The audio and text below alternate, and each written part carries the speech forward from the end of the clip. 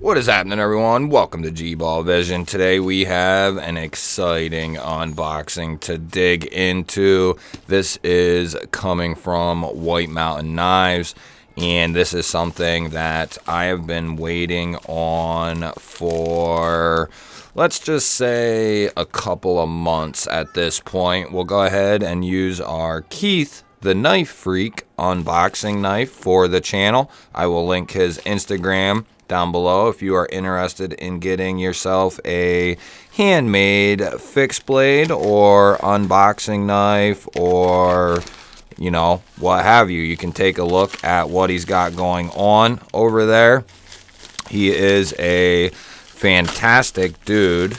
Looks like we are double wrapped here.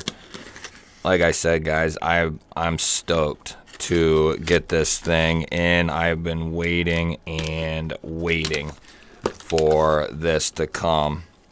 Ooh, there's a little sneak peek. Let's see what we got, guys. Let's see what we got.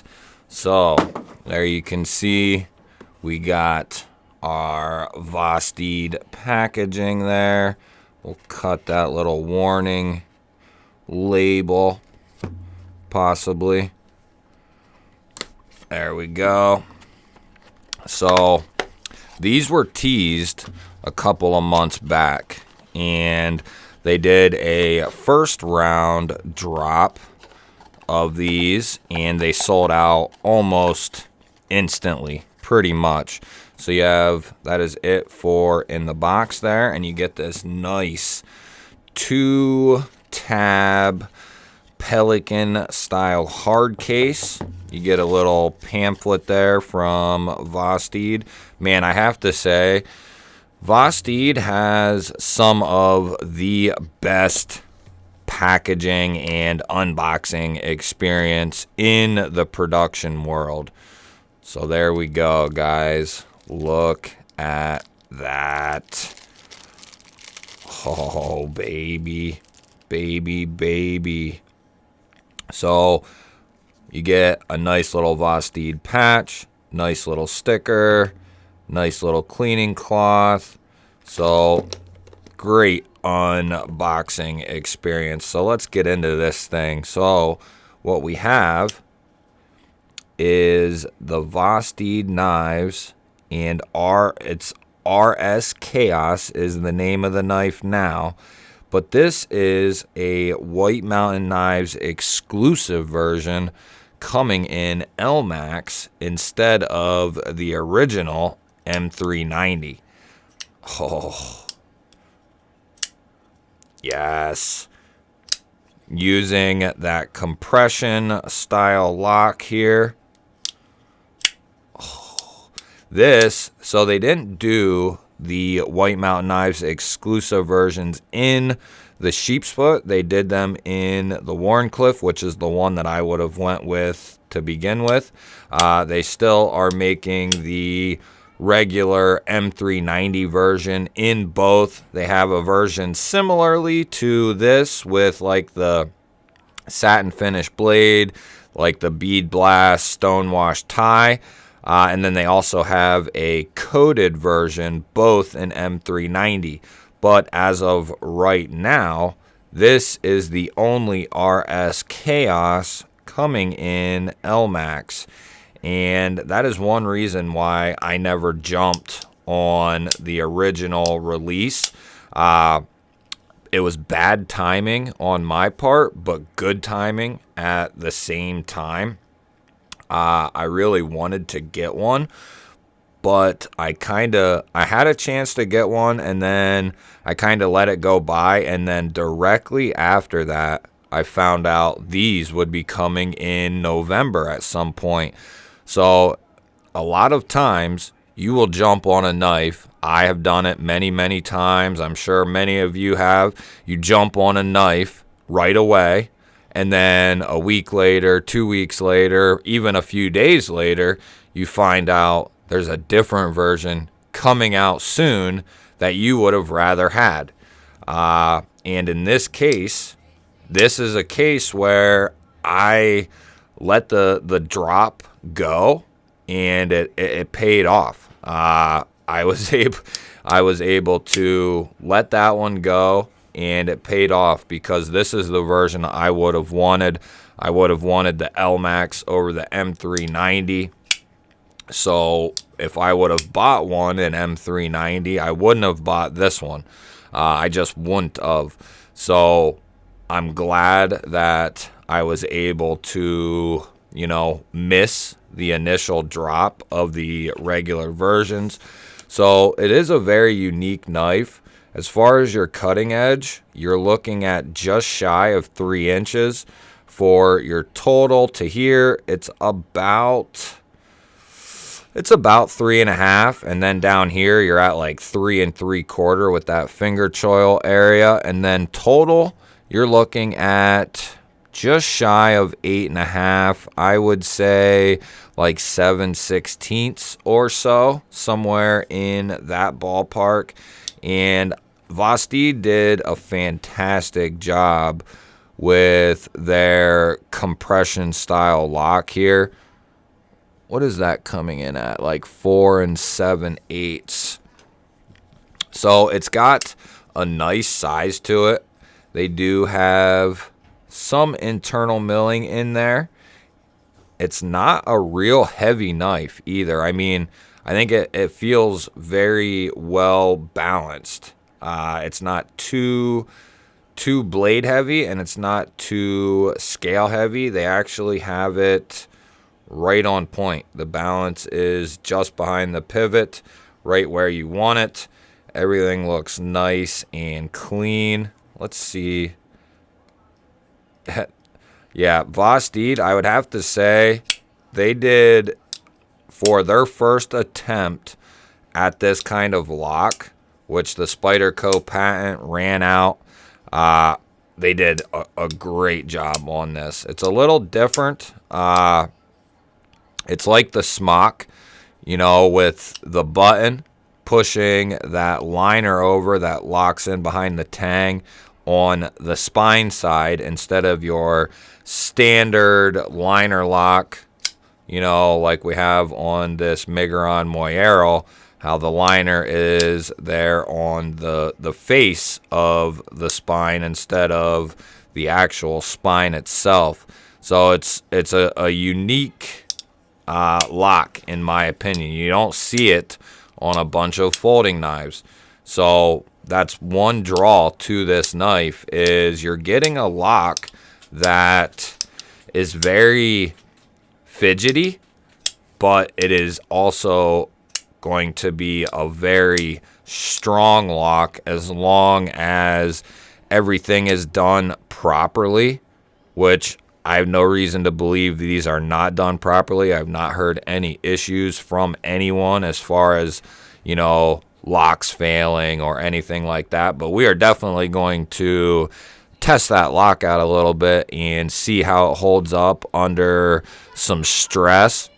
You do have a nice full backspacer there, as far up as they could run it, which I really appreciate. It's very comfortable in hand. I like how some people complained about this area here. I'm not going to do that, because I like the ability. Now, I don't mind not being able to do that. If they were to have ran the blade, all the way back here, I wouldn't have minded that either. But I certainly don't mind being able to get right up behind that edge with a nice finger choil. It gives you a lot more control. And I don't think it doesn't really take away from the aesthetics either. I don't think. You might defer or be different than me. You'll have to let me know down in the comments what you think of the aesthetic of this knife, but I think it looks awesome. So that's just my, and there's a knife out there for everyone, and not every knife is for everyone. So that kind of is what it is. I like how they matched the clip and the backspacer and the button. And then I'm not sure why, you know, they all have their little quirks about them, some of the Chinese manufacturers. I'm not sure why they went with this like royalish blue, bright blue pivot collar instead of just going with this more, I wouldn't want to call it like a baby blue, but more of like a faded blue. And this is more of like a royal blue. You can see the difference there between the button and the collar. It's like a gray blue. And this is definitely more like a royal blue. It does give it a nice pop of color. And for some reason, which I don't mind, I really like blue. But a lot of the Chinese manufacturers really like blue. A bunch of different blues, but they really love their blue pivot collars. Kaiser, Vosteed, I know Effin Grow does it as well. There's a plethora of companies that really like that blue pivot collar, which, you know, I don't mind it. It looks good on 9 out of the 10 knives that they do it on. Man, that is... You can even push button this guy. Yep. Reverse flick is nice and stout. Thumb flick works good. And that's the good thing about this knife. Even if you are lefty, there I just went for the liner. Even if you are lefty, you are going to be able to manipulate this knife just like a righty would, because you do not have to worry about the frame lock. You do not have to worry about even the bolster lock or anything like that. Now, you will not be able to, quote unquote, carry this lefty. There is no mounting position for left-hand carry.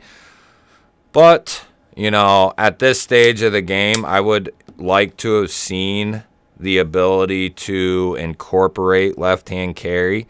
I get it why they don't. It keeps that show side clean and more minimal than having, you know, this big notch for the pocket clip.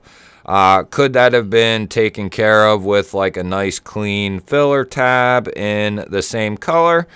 Yeah, it could have been, and I think it could have looked, you know, pretty clean. There would be more hardware there, and, you know, it wouldn't be, the transition wouldn't be as clean, obviously, because you would have the pocket clip filler tab there. But, you know, and maybe they'll be making left-hand versions of this knife. I don't know that for sure. It probably won't be a bad idea. The issue with left-hand only knives is even people that are left-handed, a majority of them are going to be buying the right-hand version anyway. So that's just something that a lot of these companies keep in mind is a left-handed person is so used to getting knives for right-handed people that they're just, that's what they're going to get. That's why you don't see a lot of companies doing left-hand versions. And even the companies that do run some knives in lefty, they don't run many. Just from trial and error. I know Vero sat on some left-handed Axons, I think it was, for like 2 years. And they might even still be in stock. So that was kind of like a trial and error thing where it just doesn't really pay off to do left-hand models. So, you know, off on a tangent there, but I would like to see it, but I get why the companies just are not worried about it. So let's see what kind of edge. Oh, baby. Yes. Yes. And even a sharp knife, sometimes this phone book paper will give it trouble just because it wants to tear instead of, you know, letting you cut it.